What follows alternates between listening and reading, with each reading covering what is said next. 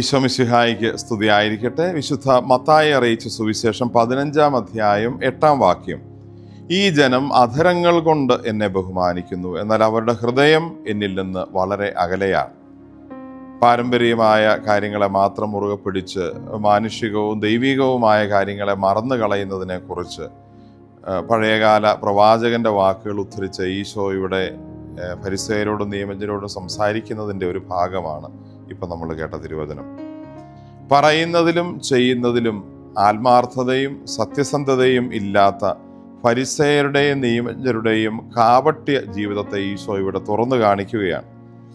പാരമ്പര്യം പാലിക്കേണ്ടതാണ്, അത് പിന്തുടരേണ്ടതാണ്. പക്ഷേ ആ കാര്യത്തിൻ്റെ പേരിൽ പാരമ്പര്യം പാലിക്കുന്നു എന്ന് പറയുന്നതിൻ്റെ മറവിൽ അതിലും ഗൗരവമായ ചില കാര്യങ്ങൾ ബോധപൂർവം മറന്നു കളയുന്നതിനെ, ഒഴിവാക്കുന്നതിനെ ഈശോ ഇവിടെ കുറ്റപ്പെടുത്തുന്നതാണ് നമ്മൾ കാണുന്നത്. ആത്മാർത്ഥതയും സത്യസന്ധതയും ദൈവികമായ ഭാവങ്ങളാണ്.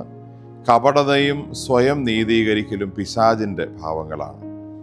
നമ്മുടെ മനസാക്ഷിയുടെ മുമ്പിൽ നമ്മൾക്ക് ആത്മശോധന ചെയ്യാൻ സാധിക്കണം. ഞാൻ ദൈവത്തിൻ്റെ ഭാവങ്ങളായ ആത്മാർത്ഥതയും സത്യസന്ധതയും ജീവിതത്തിൽ പുലർത്തുന്നവരാണ്.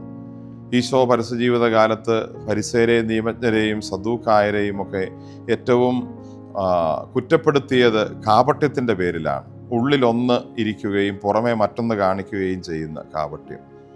ഇവിടെ ദൈവകൽപ്പനകൾ മറന്നുകൊണ്ടുപോലും പാരമ്പര്യം പാലിച്ചാൽ മതി എന്ന് പറയുന്നതിൻ്റെ കപടത ഈശോ തുറന്ന് കാണിക്കുമ്പോൾ നമ്മുടെ കാലത്തും ഈ കാലത്തും നമ്മുടെ ജീവിതത്തിലും കപടത നമ്മുടെ ഉള്ളിൽ കൊണ്ടു നടക്കുന്നെങ്കിൽ, ഹൃദയത്തിലും പുറത്തും രണ്ട് വ്യത്യസ്തമായ കാര്യങ്ങളാണ് നമുക്കുള്ളതെങ്കിൽ ഈശോ നമ്മളെയും കുറ്റപ്പെടുത്തുമെന്നുള്ള ഓർമ്മപ്പെടുത്തലാണ് ഇന്നത്തെ സുവിശേഷം നൽകുന്നത്. ആമേൻ.